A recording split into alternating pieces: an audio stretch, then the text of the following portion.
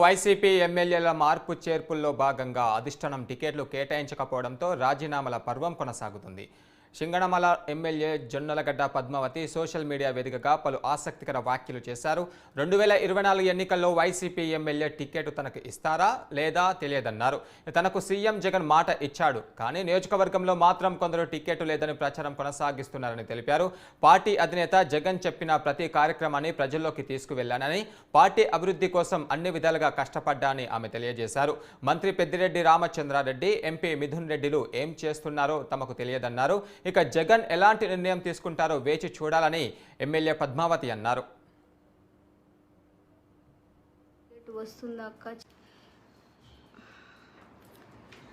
దానికి ఆన్సర్ జగన్ అన్నే చెప్పాలి. జగన్ అన్న లిస్ట్ అనౌన్స్ చేసినప్పుడు మనకు తెలుస్తుంది. నాకు తెలీదు మిథున్ అన్న మరి అలాంటివన్నీ చేస్తున్నాడో లేదో అవన్నీ నాకు తెలీదు. నేనైతే మరి అంత దూరం వెళ్ళి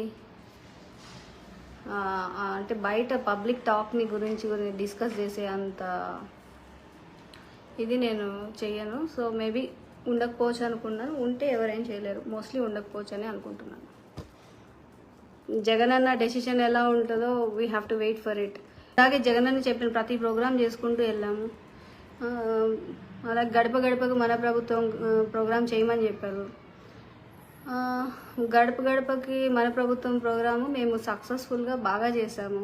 మరి జగనన్న ప్రోగ్రాం గడప గడప తిరగండి, మీ ఇమేజ్ పెరుగుతుంది. మరి ఇమేజ్ అన్నీ పెరిగిన తర్వాత జగనన్న ఎందుకు మాట తప్పుతాడు? డెఫినెట్గా జగనన్న మాట మీద నిలబడతాడని అనుకుంటున్నాను. నెక్స్ట్ పెద్దిరెడ్డి రామచంద్రారెడ్డి అన్న కూడా బస్సు యాత్ర పెట్టినప్పుడు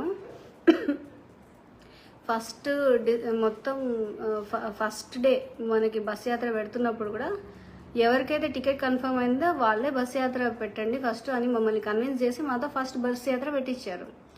సో నాకు తెలిసి ఆయన ముందే ఫుల్ క్లారిటీ ఆఫ్ థాట్తో ఉండే చెప్పుంటారు కదా. సో నేను అనుకుంటున్నాను ఈ మొత్తం ఎపిసోడ్లో పెద్దిరెడ్డి రామచంద్రారెడ్డి అన్న కూడా మాట తప్పడదే అనుకుంటున్నాను. ఇంకా దాన్ని మించి బియాండ్ దట్ ఏమన్నా ఉన్నాయేమో చూడాలి. మరి వైసీపీలో జరుగుతున్న మార్పుల చేర్పుల గురించి మరింత సమాచారం మా ప్రతినిధి సూర్య అందిస్తారు. సూర్య, చెప్పండి, దీనిపైన ఉన్న పూర్తి అప్డేట్స్ ఏంటి? గురు, ఏదైతే రానున్న ఎన్నికల్లో వైసీపీ కావచ్చు, టీడీపీ కావచ్చు, ఎక్కడైతే అభ్యర్థులు ఉన్నారో మార్పులు చేర్పులు బలమైన అభ్యర్థులు నిలబెట్టి ఈసారి అధికారాన్ని కైవసం చేసుకునే ప్రయత్నాలు ఉన్నారు. అందులో భాగంగానే అనంతపురం జిల్లా సింగనమల ఎమ్మెల్యే ఎవరైతే ఇప్పుడు ప్రస్తుతం వైసీపీ ఎమ్మెల్యే జొన్నలగడ్డ పద్మావతి ఉందో ఆమెకైతే జగన్మోహన్ రెడ్డి స్పష్టమైన హామీ అయితే ఇవ్వలేదు. మార్చే పరిస్థితి అయితే కనిపిస్తోంది. అందులో భాగంగానే కొన్ని వచ్చిన సమాచారం మేరకు జొన్నలగడ్డ పద్మావతి ఒక సోషల్ మీడియా ద్వారా ఒక వీడియో షేర్ చేస్తున్నారు.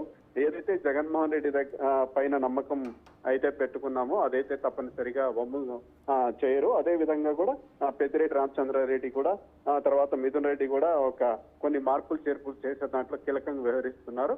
వాళ్ళు కూడా అన్యాయం చేయరు, తప్పనిసరిగా మాకే ఇస్తారన్నట్టు ఆమె మాట్లాడింది. అయితే ఆమె మాటల్లో ఎక్కడో మనకు ఒక నిర్భేదం అనేది కనిపిస్తోంది. అంటే ఆశాజనకంగా అయితే కనిపించట్లేదు ఆమె ఈసారి సీట్ వస్తుందా రాదా అన్నది. అంటే ఇంకో రకంగా చూసామంటే మనకు వచ్చిన సమాచారం మేరకు ఈసారి జొన్నలగడ్డ పద్మావతి స్థానంలో ఇతరులకి అవకాశం కల్పించే ప్రయత్నం అయితే జగన్మోహన్ రెడ్డి చేస్తున్నారని మనకు స్పష్టంగా తెలుస్తోంది. ఇక ఎవరిని తీసుకొస్తారన్న విషయానికి వస్తే గతంలో 2014లో ఎమ్మెల్సీ సమంతకమణి కుమార్తె ఎవరైతే యామిని బాలా ఉన్నారో ఆమె టీడీపీ తరఫున పోటీ చేసి గెలుపు